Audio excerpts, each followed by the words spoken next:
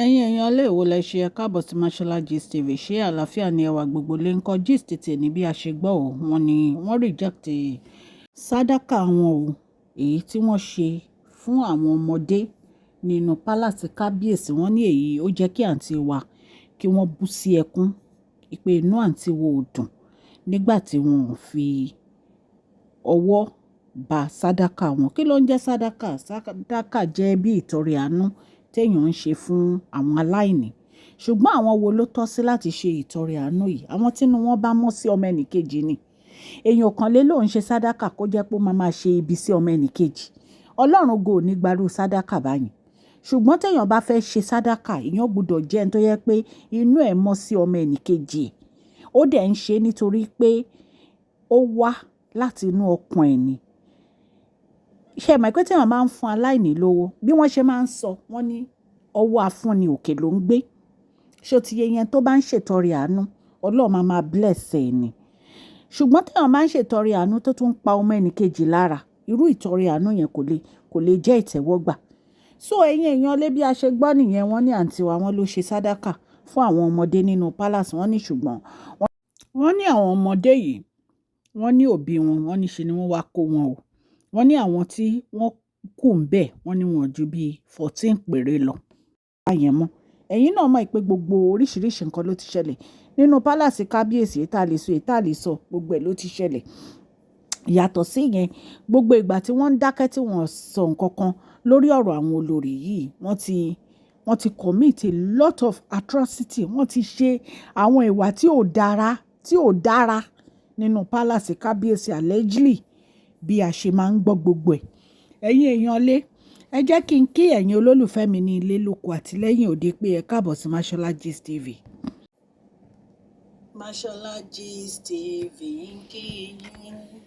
Mashola Gist TV ń kí yín. Adúpẹ́ atọ́pẹ́dá. Mashola Gist TV ń kí yín. Mashola Gist TV ń kí yín o. Ó ní ẹ ṣé o lọ́wọ́ ọkùnrin, lọ́wọ́ obìnrin, lọ́wọ́ ọmọdé, lọ́wọ́ àgbà.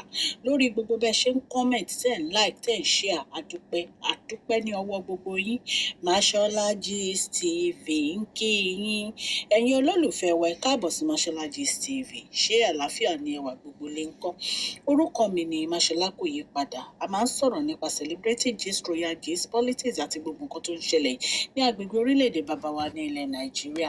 A ń sọ̀rọ̀ nípa celebrity gist, royal gist, politics àti gbogbo nǹkan tó ń ṣẹlẹ̀ ní orílẹ̀-èdè wa. Ẹ̀yin èèyàn lè tẹ́ bá ti subscribe, ẹ tẹ notification bell kẹ́ ẹ subscribe so that a bá ti post any gist ẹ máa rí.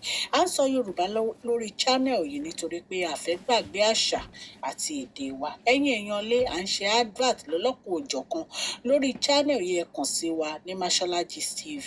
Ọlọ́run Elédùmarè á bá mi gọ́wọ́ yín sókè o. Ọlọ́run Elédùmarè á bá mi ran gbogbo yín lọ́wọ́ o. Òkè òkè ni ọlá yín á máa lọ o. Ọlá yín ò ní lọ ìsàlẹ̀ láíláí. Ẹ̀yin èèyàn lé, ẹ mọ̀ pé oríṣiríṣi sádàkà lèèyàn máa ń ṣe. Ó lè jẹ́ fún ọmọdé, ó lè jẹ́ fún àgbàlagbà, ó lè jẹ́ nítorí pé ẹni yẹn wà nínú ìṣòro. Ìtorí ẹ̀ náà fi ní kó lọ ṣe sádàkà. Èyí tó wù kí àǹtí wa wà nínú ẹ̀, àmọ́ ìtàn nìkan ṣe. Ṣùgbọ́n wọ́n ní ìgbà tí àǹtí wa tó fẹ́ ṣe sádàkà yìí, wọ́n ní wọ́n ti bá polówó, wọ́n ti bá kéde ẹ̀ nínú palace. Ẹ mọ̀ pé palace kábíyèsí, ẹ mọ̀ pé ó tóbi gan. Wọ́n ní gbogbo àwọn ọmọ yẹn ti jókòó. Wọ́n ní ṣùgbọ́n wọ́n ní ìgbà tí àwọn òbí wọn gbọ́ pé àǹtí wa òun ló fẹ́ ṣe sádàkà, wọ́n ní gbogbo wọn wá ń gbé ọmọ wọn ni o. Wọ́n ní gbogbo wọn wá ń gbé ọmọ wọn, ní gbogbo nǹkan tó ti rà, wọ́n ní gbogbo ẹ̀ waste ni. Wọ́n ní àwọn tó kù mẹ́, wọ́n ní bóyá náà ju 14 lọ. Wọ́n láwọn yẹn nìkan náà rí nǹkan mú lọlé. Wọ́n ní gbogbo àwọn nǹkan tó rà, wọ́n ní gbogbo ẹ̀ náà kó padà. Ṣé rí pé ọ̀rọ̀ yìí ó di ọ̀rọ̀ tó jẹ́ pé ó gba sùúrù. Nítorí pé bí ìgbà tó yẹ pé àǹtí wa ló fi ọwọ́ ara wọn fa wàhálà sí ara wọn ní orí. Nítorí pé gbogbo eré tó ń sáré kiri náà ló fa gbogbo pé kára máa já wọn jẹ yìí. Nítorí pé wọn ò fẹ́ kí Queen Naomi wá sí inú palace. Ìtorí ẹ̀ ni wọ́n fi ń gbé gbogbo ìgbésẹ̀ tí wọ́n ń gbé àti àwọn àǹtí wa tí wọ́n ń sáré kiri láti ibì kan sí ibì kan. Ìtorí ẹ̀ ni wọ́n fi lọ gbé ìgbésẹ̀ tí ò yẹ kán gbé.